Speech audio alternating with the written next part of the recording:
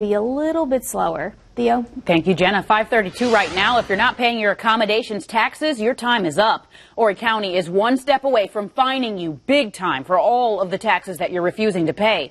Katrina Helmer is live in Horry County to explain how this act works. Well, the Grand Strand is considered one of America's golf capitals, and with all the visitors coming to hit the links or for whatever their vacation may entail, they have to stay somewhere. What many of us might not know is that many property owners are trying to cheat the system, not paying the proper taxes, and this act is actually going to put a stop to that. So this is a topic we haven't heard much about, but is actually a huge drain to the county resources.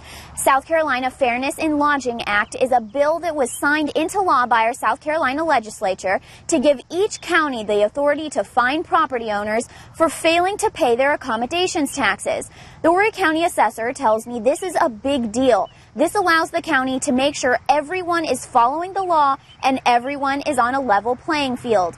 When a person rents their home out to vacationers, or when a company rents the home out on their behalf, or when a company rents out a slew of properties, everyone is required to pay a tax on those properties.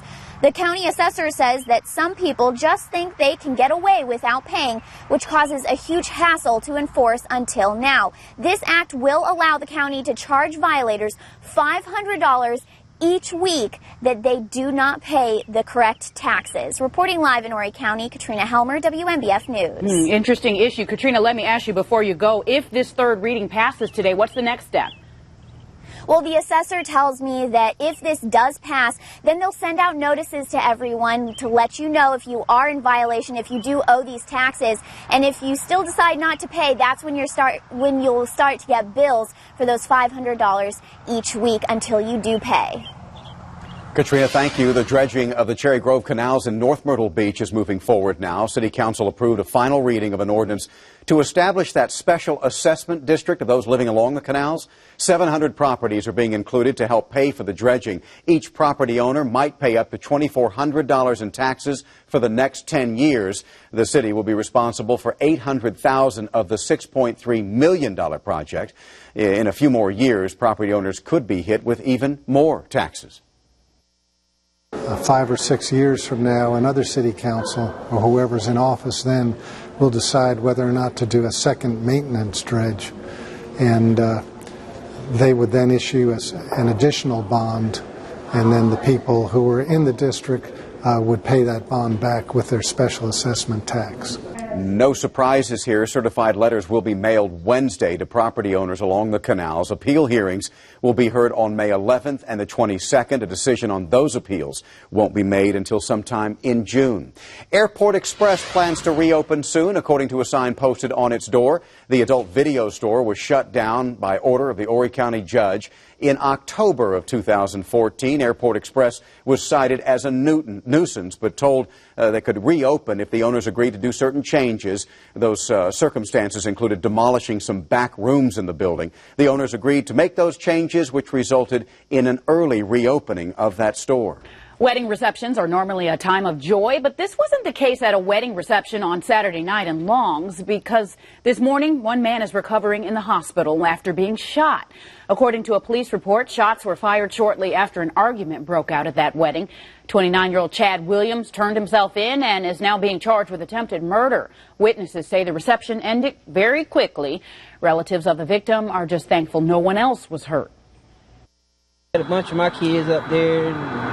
They like to walk heel to toe, so I'm glad none of them was behind me. Livingston says though the neighborhood is safe, they will be keeping their family gatherings small to themselves for a while moving forward, and he hopes that his cousin, whose name hasn't been released, will be out of the hospital in a few days.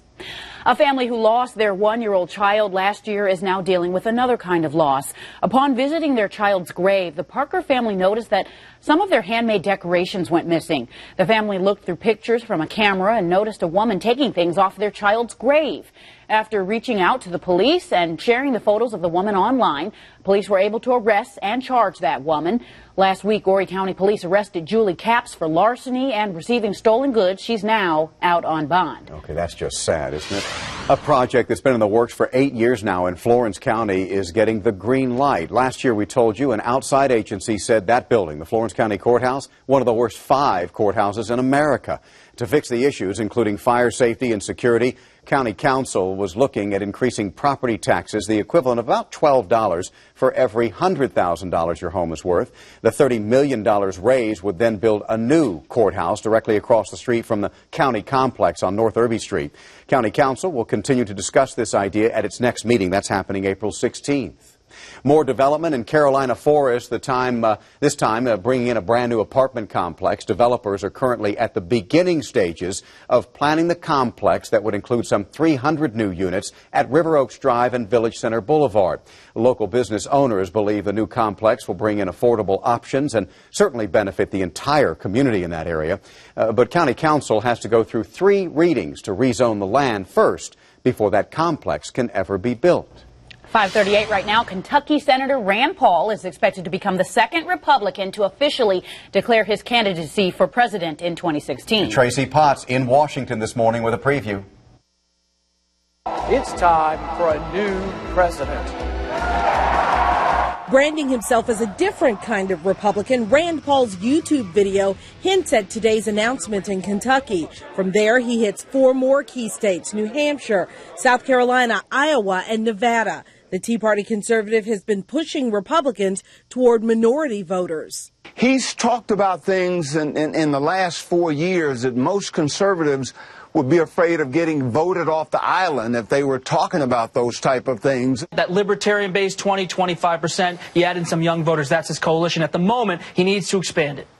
In Ohio and Florida, Paul's polling within striking distance of Hillary Clinton, even beating her in Pennsylvania. Clinton's rented office space and hired an image consultant. People want to see all sides of you. And I think, we're a country that allows people to reinvent themselves all the time. She's expected to announce soon. Ted Cruz is already in. Florida Senator Marco Rubio is expected to announce next week. Tracy Potts, NBC News, Washington. Vice President Joe Biden is expected to give a speech Thursday about the progress that's been made to strengthen Iraq's government and military. Mr. Biden will speak at the National Defense University in Washington. That's the same place where President Barack Obama laid out his counterterrorism strategy back in 2013. The vice president's speech will also explain the ongoing challenge to defeat ISIS in Iraq.